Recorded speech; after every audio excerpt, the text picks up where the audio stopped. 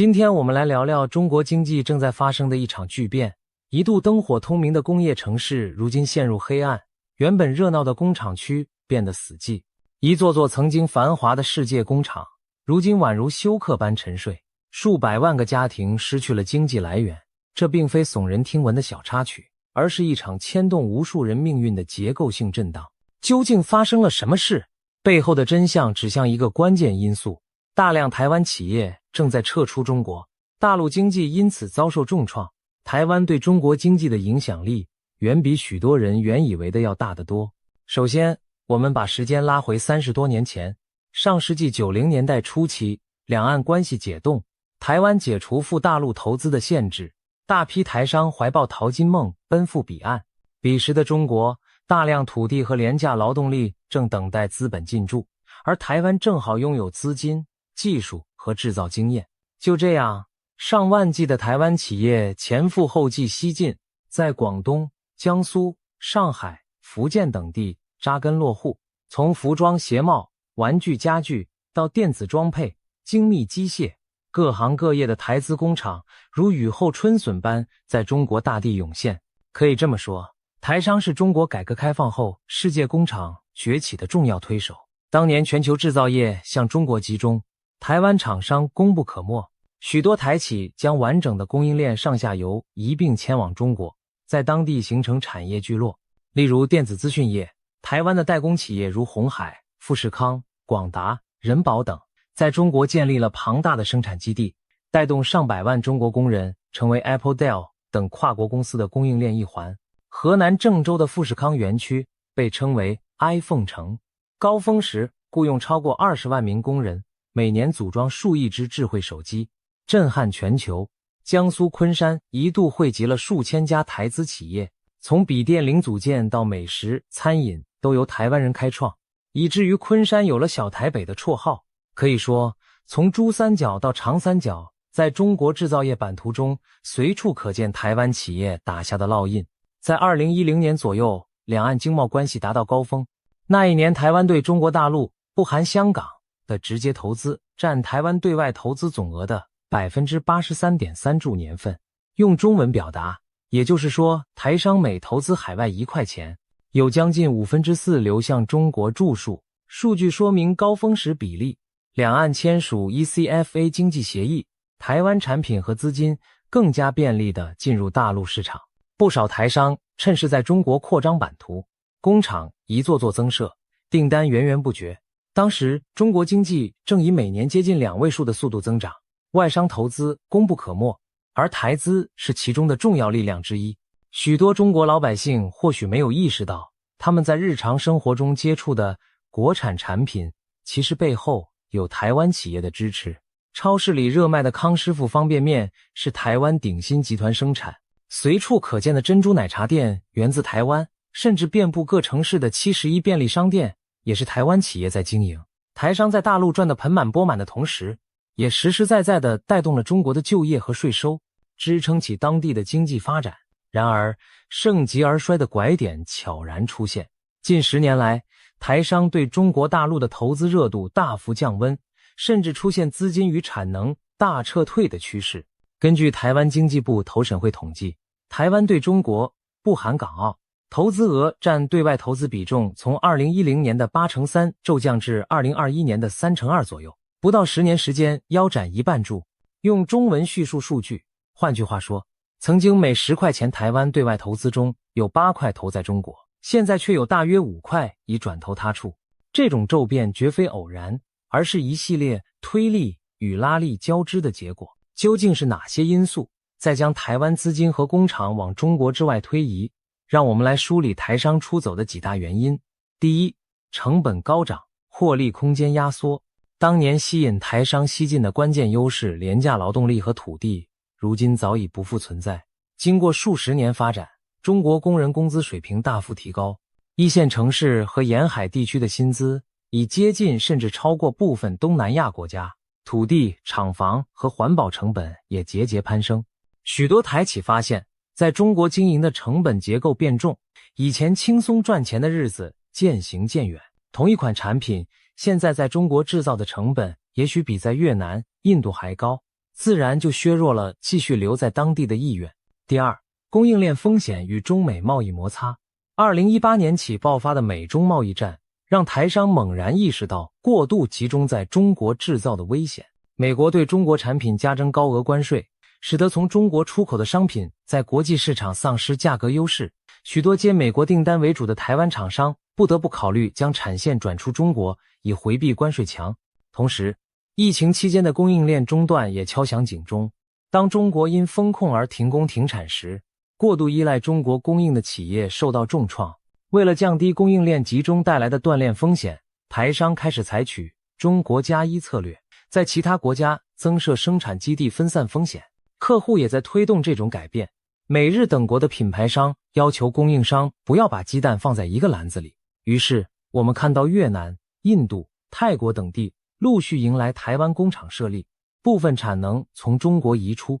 这背后其实是全球供应链一次用脚投票，用离开中国来对抗不确定性。第三，投资环境变差，政策不确定性增加。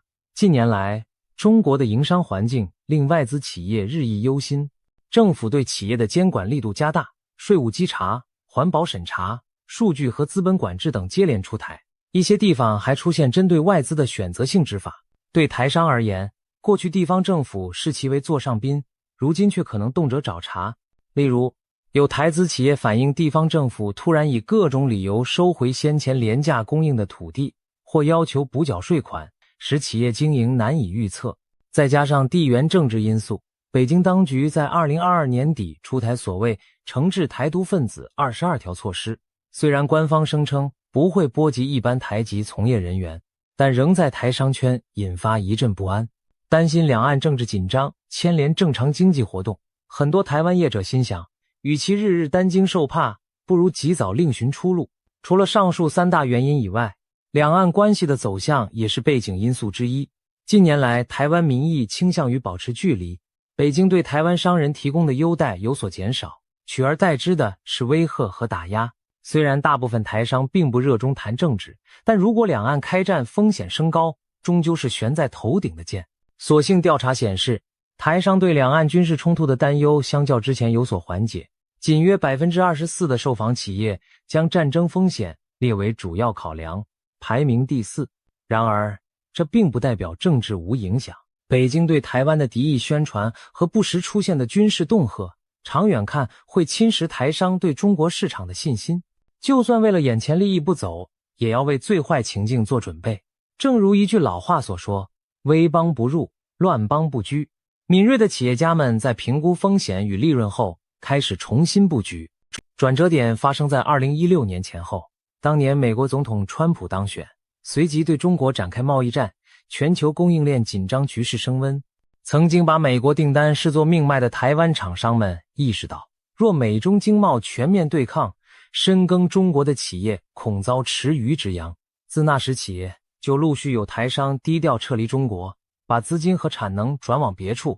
而到了2020年，新冠疫情全球大流行，又引发新一波撤离高潮。一方面，中国严厉风控导致制造业经营困难；另一方面，台湾政府推出优惠政策，积极召唤台商回流。例如，蔡英文政府在2019年启动了鼓励台商回台投资方案，大幅减税并提供工业用地协助。不少台企响应号召，将部分在中国的资金撤回台湾扩厂。根据统计，截至2023年初，台商回流总投资金额累计超过2兆1700亿新台币，约合数百亿美元，创造了数以万计台湾本地就业机会。同时，还有更多的台企选择前往东南亚、美国等地开拓新市场。可以说，美中对抗和疫情这两只黑天鹅加速了台资从中国出走的进程，把一个本已在酝酿的趋势推向高潮。那么，台商真的大量撤离中国了吗？一些官方声音曾试图淡化这种说法。中国国台办曾出面辟谣，否认所谓1/3台商撤离昆山的传闻，强调台湾对大陆投资仍然稳定等等。然而，这些说辞难掩现实的冷峻数字和案例。美国智库 CSIS 在2023年底对台商的调查显示，有 57.4% 的受访台企表示，正在考虑或着手将业务撤出中国，这个比例远高于同期受访的美国企业，不到 25%， 和日本、欧洲企业仅约1成。也就是说，台湾公司在撤离中国这件事上走在了外资前列，成了风向标。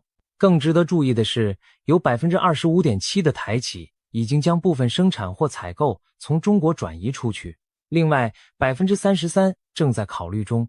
换句话说，超过一半的台湾厂商对离开中国这步棋不是已经走了，就是正在盘算。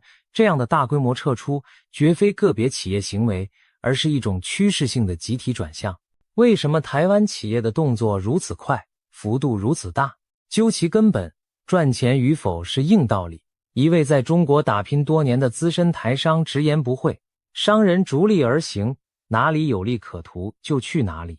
台商这些年离开中国，不是因为所谓政治问题或意识形态，而是因为赚不到钱。这句话点出了真相的核心。回想当年，只要在中国有利润，再远再难也挡不住台湾商人蜂拥而至。而一旦中国市场利润变薄，甚至亏本，他们自然会毅然决然地撤离。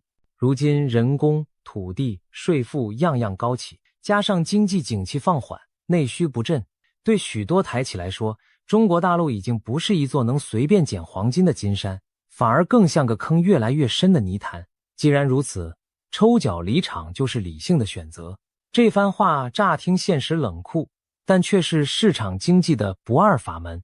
台商的大撤离正反映出中国投资环境吸引力的下降，这恐怕才是北京方面最不愿意正视的痛处。现在我们聚焦于台资撤离对中国经济造成的冲击。当撑起当地经济的支柱企业相继出走时，留在原地的是大片熄火的工厂和陷入萧条的城市。以江苏昆山为例，昔日有上千家台企在此生根，造就昆山连年位居县级市经济之首的辉煌。满街的台式早餐店、手摇饮料店象征着台湾人带来的繁华。可是最近几年，大批台商陆续撤离或关厂，这座小台北顿时冷却下来。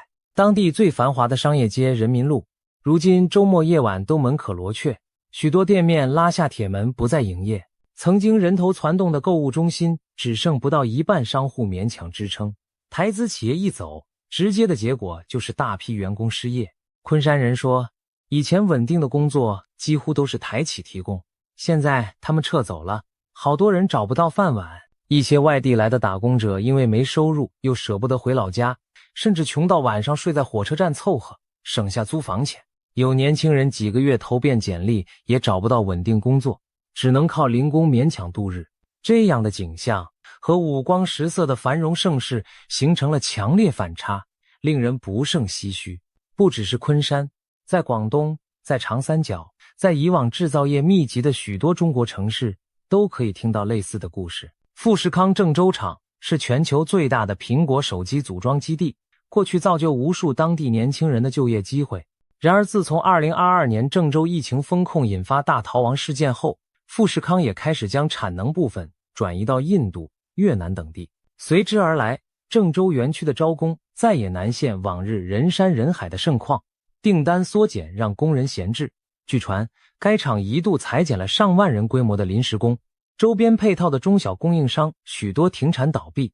一位财经评论员形容，富士康的外迁在河南掀起了一场失业海啸，直接和间接影响的人数可能以百万计。河南官方如坐针毡，据说不仅派人赴台湾劝说鸿海集团扩大在郑州投资，还一度对富士康在大陆的其他厂区展开高强度税务稽查。有分析指出，北京当局这是在向郭台铭施压，要他知进退，不要把鸡蛋都从中国篮子里拿走。然而，就算权贵如富士康，一旦看清大势，也不会轻易逆转自己的全球布局。对中国而言，强留企业的心态背后透露的是对经济下滑和失业潮的担忧。当前中国官方统计的城镇失业率约在 5% 上下，看似平稳，可这数字难以反映真实情况。今年夏天起，中国干脆停止公布16到24岁青年失业率，因为此前该数据飙破 20%， 创下历史新高，让当局颜面无光。许多大学毕业生苦于求职无门，甚至自嘲为啃老族。在一些大城市，人们发现以前清晨挤满上班族的地铁，如今变得空荡，街道上骑车送外卖、跑网约车的年轻人倒是越来越多。经济不景气之下，开销紧缩成为常态。有人说，现在马路上最热闹的地方不是商场，而是医院，因为大家舍不得花钱娱乐消费，但该看病还是得看病。这样的场景从一个侧面体现了经济萧条，而在这背后，制造业投资放缓、外资出走导致的就业岗位减少，无疑是重要原因之一。要知道，制造业向来是中国吸纳就业的蓄水池，外资企业在中国的从业人员数以千万计，其中相当部分属于台资企业。比如富士康全盛时，在大陆雇用超过100万人，其他众多中小台企加起来提供的就业也相当可观。如今这些企业缩减规模，甚至关门大吉，首当其冲的就是曾经的员工。对很多中年技术工人而言，原本仰赖台资厂的稳定工作一夕消失，要再找待遇相当的新工作何其困难。一些人被迫返乡，离开打拚多年的城市，还留在城市的则可能沦为零工或陷入失业。制造业灯光的熄灭，不只是工厂里机器停转的声音消失，更意味着千家万户的生活陷入困顿。更深层的影响在于产业链的空洞化，一家龙头台企的撤离，往往牵动上下游一连串企业难以为继。以电子业为例，台湾厂商常常带着自己的供应链一起运作，某家组装厂走了，周围给他配套的小工厂也跟着没生意做。长期看，中国苦心经营多年的完整工业体系可能出现断层和裂口。过去中国引以为傲的是配套齐全、产业链完整，几乎任何产品都能在国内找到从零件到成品的生产商。但如果重要零件厂商出走，整机厂也出走，留下再多工人和厂房，也组装不出一部手机或一台电脑。近日有评论称，中国制造业30年累积的优势正在流失，听上去令人震惊，却是赤裸裸的事实。从更宏观的角度看，台资撤离助推了中美经济脱钩的趋势。最新的贸易数据显示，2025年台湾对美国的出口额首度超越对中国的出口。就在5年前，台湾出口对大陆的依存度还高达4%，对美国不到1%，而今角色对调，对美出口比例攀升到近1/3，对中出口降至约1/4。这种巨变很大程度上反映出台企调整产能布局的结果。原先在中国制造再销往美国的产品，转由在其他国家或台湾本地制造，再出口美国。因此，中国作为全球制造枢纽的地位正面临蚕食，其在全球供应链中的份额被他国分摊。一个直接后果是，中国的出口增长趋缓，甚至出现下滑，贸易顺差缩小。以往中国对美大量顺差，对台湾逆差，因从台湾进口零组件的局面也随着台企转移而改变。现在台湾对美顺差大幅扩大，对中国顺差缩小。对中国来说，这意味着外汇收入减少，工业产值降低，对内又连锁影响税收和就业，可谓牵一发而动全身。或许有人会问，中国这么大的经济体，难道真的会被区区台湾企业的出走搞得崩盘吗？毕竟中国本土也有不少优秀企业，完全可以顶上吧。理论上，中国当然有能力自行发展产业，近年也提倡国产替代，试图用本土企业填补外资离去的空白。但现实比想象残酷，在高科技领域，中国企业短期内很难取代台湾的技术和地位。最典型的例子就是半导体晶圆代工。台湾的台积电是全球最顶尖的芯片制造商，大陆虽有中芯国际等厂商，但制造工艺落后台积电好几代，且受限于美国封锁，拿不到先进光刻机，技术追赶困难重重。这导致中国在高端芯片上对台湾以及美国、荷兰等国有着深刻的依赖。一旦台海局势紧张，导致芯片供应中断，整个中国高科技产业都将遭受重击。这不是危言耸听。2022年美国限制对华出口尖端芯片设备后，中国许多企业排队抢购囤积台湾芯片，生怕将来买不到。北京甚至不惜砸数百亿美元发展自己芯片产业，但至今收效甚微。台湾在半导体领域的影响力让中国既眼红又无可奈何。在中低端制造领域，台资的离开同样让中国苦涩。一些中国本土企业确实崛起成长，例如深圳的华强北替代了部分外资供应商，或出现像立讯精密这样的本土代工厂承接了部分苹果订单。但这些企业很多是接盘外资留下的产能，而非创造新增需求。比如说伟创力、伟创等台企退出后，立讯等才有机会上位。问题在于，如果整体订单数在减少，本土厂商抢到了份额，也意味着外企带来的新增量没了。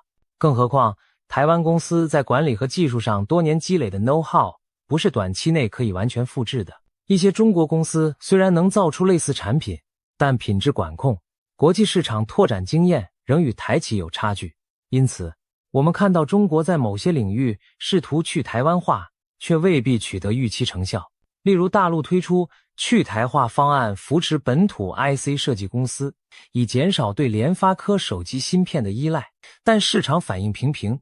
再如电动车产业链，大陆希望扶植自己的供应商，然而关键零组件如车用芯片、高端感测器依然仰赖台美进口。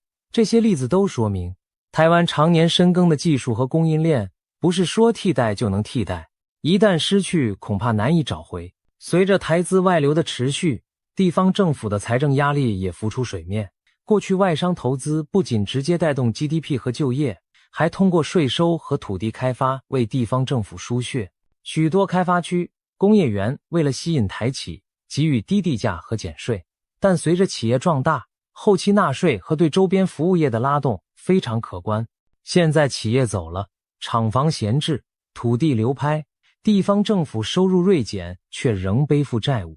一些2、3线城市近来爆出财政困境，大搞机关团购房或变卖资产自救，皆与经济下行、产业空心化脱不开关系。就拿昆山来说，先前风光时曾有意申请撤市，设县级市直辖升格，但如今经济趋冷，财政增速放缓，连房地产市场也大幅降温。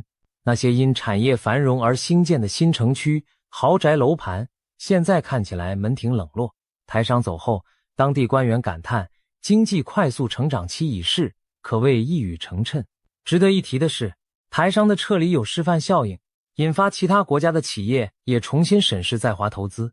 有人将台湾企业称作矿井中的金丝雀，如果环境有毒气，他们最先警觉。如今这只金丝雀开始飞离，其他外资也纷纷跟上。最典型的是日本企业，日本过去在华投资企业多达3万多家，但近年也在加速撤离。三菱汽车关闭在中国的工厂，新日铁退出与宝钢合资项目，再加上深圳日本籍幼童被害事件激起日本舆论愤怒，许多日企正陆续让在华员工遣返回国。同时，日本政府自2020年起提供补贴，鼓励企业从中国迁回或转往东南亚，以降低对华依赖。结果不到几年，日本对华直接投资骤减。2025年前10个月，日本对华投资锐减了 83%。可以预见，日本可能成为继台商之后下一波出走中国的外资主力。欧美企业方面也有相似倾向。美国商会调查显示，相当比例的美企冻结了在华新投资。欧洲企业中，一些已将亚太总部从中国搬到新加坡或其他国家。当更多世界工厂的齿轮移出中国，中国整体经济所面临的挑战将更加严峻。综上所述，我们可以清楚地回答之前提出的问题：台湾对中国经济的影响力到底有多大？答案是，大到足以撼动乾坤。曾几何时，不少人以为中国市场广阔无比，区区台湾不过沧海一粟，离了谁，地球都照转不误。然而现实却给这种论调上了一课。台湾虽然地小人少，但在全球产业链中处于关键位置。台商带来的资本和技术为中国搭建起通往世界的桥梁。台商的撤离正在抽走中国经济大厦的一根根梁柱。中国经济的部分繁荣其实建立在台湾等外来力量的加持上。一旦这股力量退去，繁荣的大厦便出现裂缝，甚至有坍塌的危险。更耐人寻味的是，台湾在这场经济博弈中展现出极强的韧性和转环能力。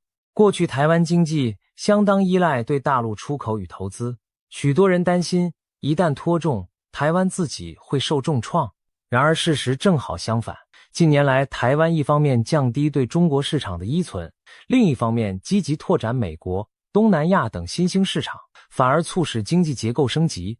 2021年度台湾 GDP 实现了约 6% 到 7% 的高速增长，创下10年来最佳表现。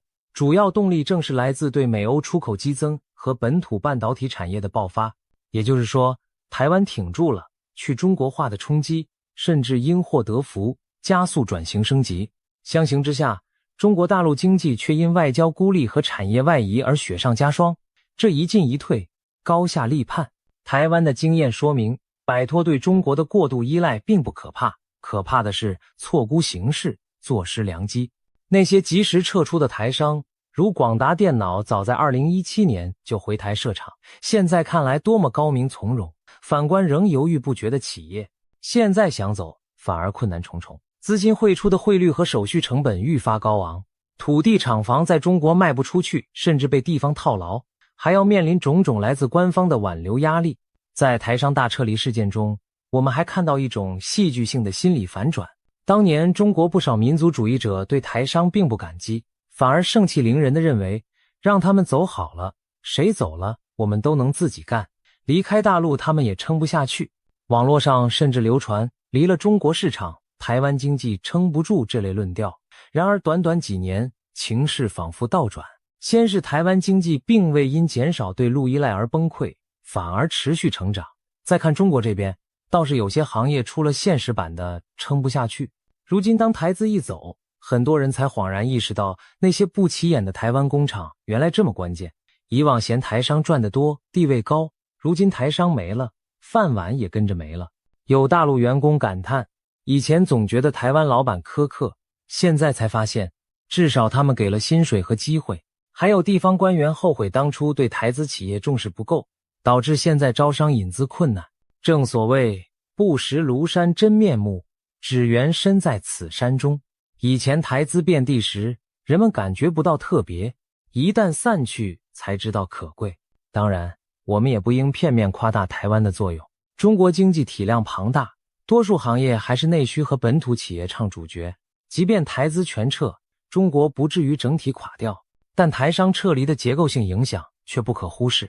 它戳中了中国经济的一个软肋，对外部资本和技术的依赖。过去40年，中国的腾飞，除了自身努力，也有赖于全球化浪潮带来的资金、技术输入。台湾恰恰是这股外力的组成部分，而且因两岸同文同种的特殊关系，台商在中国经商相对比西方企业更水土相服，遍及范围和渗透程度也更深。所以，当台资撤出时，其影响比一般外资离开更大，波及面更广。这既是中国经济转型阵痛的一部分，也是一堂深刻的课。忽视任何一方的贡献，都可能在未来付出代价。最后，我们可以从这场台商出走、中国受创的现实中悟出些什么？首先，它提醒我们，全球化时代经济，你中有我，我中有你，任何单一经济体都不是孤岛，一个小小的供应链变动都可能牵连千里之外。台湾和中国经济过去高度依存，如今渐行渐远，这对双方都是巨大的变局。其次，它凸显了企业家敏锐的风险意识和市场嗅觉。当官员还在喊着国产替代万岁的口号时，商人早已用脚做出了选择。资本的流向往往先于政治风向，这值得所有决策者深思。最后，也是最重要的一点，实力大小从来不是由版图面积决定的。别看台湾只是一座宝岛，其在全球产业链中的权重举足轻重。相反，地域辽阔如中国，如果失去关键产业和技术，同样会感到脆弱无力。台湾企业撤出中国的风潮，正是对这一点的生动诠释。结语：中国经济会不会真的因台商出走而崩盘？当然，中国拥有14亿人口和完整产业基础，不至于一朝垮掉。但不可否认的是，台资大撤离已让中国部分地区、部分行业出现了微观崩盘，工业产值骤降，失业人口激增，财政收入缩水，投资信心下滑。这些微观领域的崩盘叠加起来，对整体经济的杀伤力不容小觑。或许中国会在阵痛后调整政策，改善环境，重新吸引投资，寻找新的增长动能。但在此之前，已经错过的、流失的10年光阴和产业机遇无法重来。台湾的影响力已然深深烙印在这段历史中，它让世人看到小小的岛屿也可以撬动大国经济，也让我们明白合作共赢远胜于对立封闭。未来两岸经贸关系如何演变，目前尚未可知，但可以确定的是，彼此尊重互利，才能共同繁荣。任何一方若妄想单方面割裂对方、无视对方，都将付出沉重代价。这就是台商撤离潮留给中国的一堂课，也是背后最耐人寻味的真相。总而言之，台湾企业的大举撤出，揭示了中国经济繁荣表面下的脆弱环节。中国经济受到的重创，充分说明台湾的影响力超乎想象之大。